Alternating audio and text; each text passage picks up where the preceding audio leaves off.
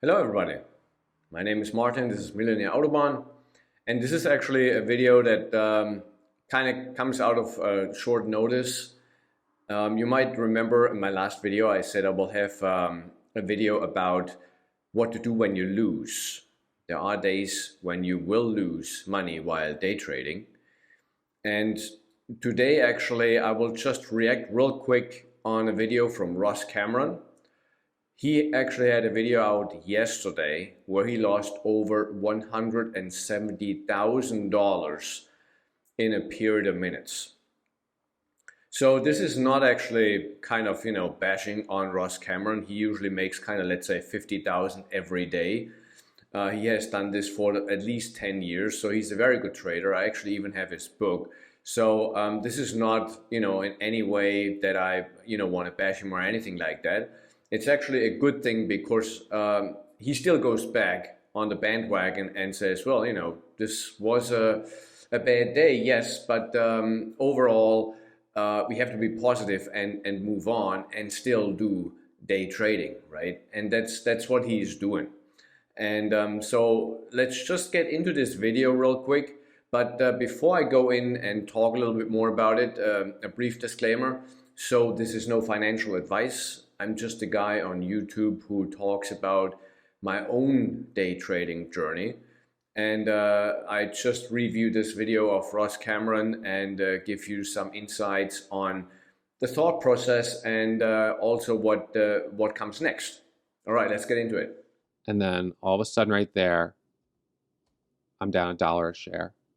I'm down $2.50 a share. I'm down 80 grand. So my P&L, I'm looking at it and I'm down. Now I'm down $3 a share. I'm down $3.50. And then it breaks 30 and I'm starting to sell, and look at that number getting bigger and bigger. I don't like watching that. $195,000 in the red. Now, from the thumbnail, I finished the day at minus 172. Boy, that was a tough trade. So one thing that I actually do like about Ross is that he shows when he's actually having bad days. Like this is a very, very bad day. I think he says during the video, this hasn't happened in the last 4 years. He is, what I like about him, he's not sugarcoating it or nothing like that. He's just a regular human being like you and I, and he's losing money there, and that's what's happening. However, in his case, yes, $172,000 is a lot of money, no question about that. You can buy a house with that, but he will make back that money in like the rest of the week. I'm pretty sure about that. That's how good he is. And as I always say in all of my videos, you have to see this as a business. And during your course of a business, there will be bad deals. Let's say you buy some products and then the products turn out not to be the quality you want them to be, or a customer is not paying, and so on. There will be bad days when having a business. And that's the same thing in this case. It's a bad day for him when doing day trading.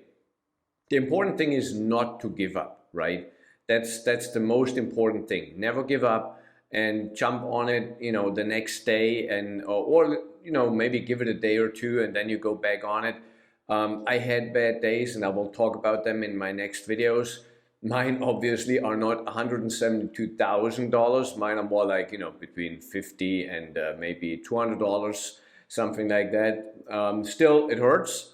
And still you get kind of pissed about yourself because you actually see what you did wrong, and that kind of, gets you, right? It kind of upsets you that you actually did this mistake by yourself. Nobody told you about making this mistake. You just did it by yourself. And as he said in the video, when you watch the whole video, I will have the link down below. He had some FOMO going on. Yeah, I would say FOMO is one of kind of the worst fears of a day trader, to be honest. Because sometimes you sit there like an hour, 2 hours, 3 hours, and you don't see any trade that might make any sense. And then you think, damn, I have not actually done any work or any trade today. So you might go into a trade, not really being prepared. and not really analyzing it the correct way. That you know, those are things that happen. And so I try to just turn the computer off or do something else, but that's not always possible. Sometimes you really just want to do a trade, and yeah, it goes south. So yeah, FOMO is not a good thing while day trading. So let's just go on a little bit more in this video and see what he has to say, how he at least recovers like 20,000 and what his thoughts are. You know, I kind of had it coming. I had already lost $20,000 on this thing one time because it knifed on me and dropped $3 a share. Right here, right back here at 30. It did the same thing. Once a stock does that once, it'll do it again. Once it gives you one big jackknife, one big false breakout, it'll do it again. And it did it again. And I should have known that was going to happen. And to add insult to injury, it does end up rallying all the way back up to $35 a share. Should I have held? And the answer is no. I should not have held. If I had held, well, let's look at the chart. Let's back this up and let's look at the chart. Yeah, that's always a thing that I'm also kind of concerned about. Should I have held? Because it happened to me a couple of times now when I think, oh shit, I got to get out. I got to cut my losses. And then, you know, a half hour later or so, it's back to where I actually got in. So I would have at least not lost anything. It might actually gone higher and I would have actually made some money. It happened to me a couple of times.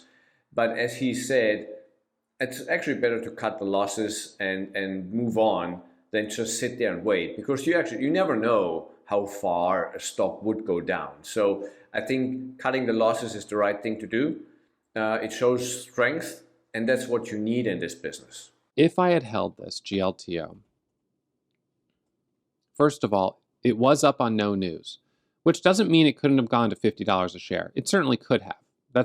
That wasn't the mistake I made. It was a B quality setup, but I'm okay trading B quality setups in a hot market. And I'm sure there's other people that made good money on this. That wasn't the mistake. We'll talk about the mistake I made in a moment. But let's look for a moment at some of these other candles. Let's look at this candle for a moment. This candle where we dropped from 34 down to about $25 a share. We lost almost 10 points in one candle. That would have been a $400,000 loss. So in the moment when it's dropping, like it did right here, this is the candle that I lost on, you don't know how much it's going to keep going down. All you know is that you're in at 34 and you're down $5 a share and it's still dropping. Yeah, that's exactly what I said. You don't know. You just never really know. Yes, it could go up as it did in this case. If he would have stayed in, he actually might have made 100,000 or so, but you just don't know. That's the market. You don't know. You cannot look into the future. That's just how it goes.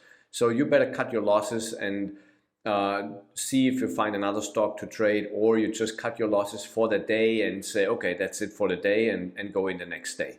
But staying in, that's pretty much a no-no, to be honest. And if this thing keeps going, if you don't cut it, I mean, what are you going to do? Just keep holding it forever? You can't. You cannot. You have to cut your loss. So I cut my loss. It rallies back up and then knifes down again. Then it, sort of sells off a little bit more at the open. I was like, nope, I'm not taking any more trades on it. Continues to chop around, halting up, halting down. It hasn't, and it's not to say that it might not give an opportunity for some traders later, as SPRB did, but there's not been any good opportunity really on it. It's been very, very difficult to trade. So my mistake today was that, if you recall, share size. So when it comes to position management, quarter size until green, 1/4 of goal. Let's say G. So for me, in my case, what that should mean is that I am trading with, roughly 10,000 shares, okay, until I'm up at least $5,000, which is a quarter of my daily goal, which is $20,000. Unfortunately, I took that 10,000 share position on the first trade, and how much did I lose? Minus $20,000. All right, well, I happened to do it on a $30 a share stock. Probably shouldn't have taken 10,000 shares. Went in a little too heavy on that first trade. There's always a thing to remember when somebody is losing or making a lot of money. So when he says he has like 30,000 shares. No, sorry. When he's saying $30 a share and he has 10,000 shares, that means he has like $300,000 in this trade. That's already like, very high class. I usually trade something with between $5,000 and $10,000, something like that, but not $300,000. That is way out of my league. And so it'll once you're there, obviously you did good, but there's always things that you got to remember. So he already has quite a lot of money to do the tradings. So with this, when he's losing 170,000, he can only lose that much because he has a lot of money to actually buy 10,000 shares of this particular stock in the first place. So yeah, it's bad, but if he would have just maybe bought 1,000 shares, his loss would be 17,000. So it's not that bad. But obviously he has the money to do so. But you always got to remember that he has way more money than most of us day traders do. So because of that, he can make more money, but he can also lose quite a bit more money. And was immediately from this point forward emotionally compromised. That's my face. So now on trade 2, I'm taking, let's see, on ZN, what was it, ZNB? I don't remember how many shares I bought, but I think it was 90,000. So now I'm starting to take, or maybe it was 50,000. It doesn't matter. I took a bigger position than on trade 2. So now trade 2, even bigger position. And that was the one where I lost minus 8,000, right? So I had a loser. And then I had a trade on CISS, and I lost, actually I made 2,000 on that. And then I had another trade. And then I come back in with 40,000 share position. So what I'm doing is I'm increasing my risk as I'm going deeper red. And this is the classic mistake. So yeah, that's so it's actually interesting when he says he has then 40,000 shares and it's the same stock. So that's actually $1.2 million. So just process a little bit. $1.2 million he was in on that particular stock, right? So that's a extremely high amount of money. Of course, as said, he can do it. He has millions of dollars in his account. He has done this for over 10 years, profitable, and so it's just a bad day. But he explains on why he actually did all the mistakes and how to avoid them. So this is, and it's what's so embarrassing is that I literally talked about this yesterday. I talked about that first big loss, how you get emotionally compromised. It leads you to increase your quantity of trades and increase your share size. And then what happens? You lose more money. So now you lose even more money times 2. And then it spirals. So the problem is you're red on your first trade and you feel like the only way I can make this back is by increasing size. So you take bigger position, you're red on your second trade. Only way to make that back. And then next thing you know, you're like this. This is emotionally compromised trading. Yeah, that's actually absolutely true. That's exactly what will happen to you, to me, to any trader, really. I try not to do it. I try, okay, when I lost something, I don't care. I don't actually want to take bigger risks. I usually always take the same amount of money that I invest in this. And if the second trade then doesn't work out either, I just leave it alone. Only if I see the market is going in the right direction, I might take actually smaller risks, to be honest, just to maybe make up for some of the losses. But in general, I kind of keep it alone. And but I can see where it's going, and I understand that mentality where you then just say, well, I got to invest more to make more back. But yeah, that's not going to help. And, this is the element of trading that is so difficult. Because when we step back for just a moment, when we look at this year in total, so I'll just do, year to date here. When we look at the year, we'll see that I've taken thousands and thousands of trades. 3,033 trades, as it shows right now. So 3,033 trades so far. And here's the frustrating thing. one trade, one single momentary lapse of judgment, and all of a sudden I'm down $188,000 on that stock, just like that. That's what's so hard about being a trader. You could be right 3,032 times in a row, or not in a row, but you know what I mean. And then it's that one that just gets you really, really badly. Yeah, so as said, the link is in the description below for this. And as he said, you have like over 3,000, let's say, positive trades. I'm sure there have been some of them in there that were negative, but I would say the large percentage of his trades are positive.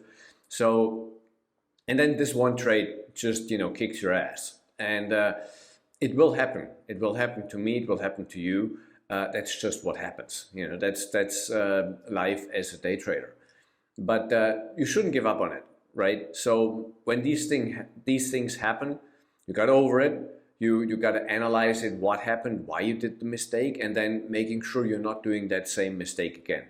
And even somebody who has done this for over 10 years, like Ross, even he is still here and there doing these mistakes that we as beginners do, like, at least once or twice a week, to be honest. So, but as said, this video is not a bashing on Ross. It's actually more on a positive note. He still goes back and will trade the next day again. And he will be positive again. I have no doubt about that. So it's what he does is he shows us, look, even if you're a good trader, you still will lose money here and there. And because he's a good trader and has a lot of money, those losses will be, quite substantial. So take this video as a learning. And I just wanted to do it real quick because I thought it's very fascinating. And so my next video will be actually about some of my losses. And they're just, as I said, in the way smaller scale, between $50 and $200. So nothing in that area. And to see actually why I did it wrong or what I did wrong, and how not to do it, okay? We have to learn from these mistakes, and I think that's important.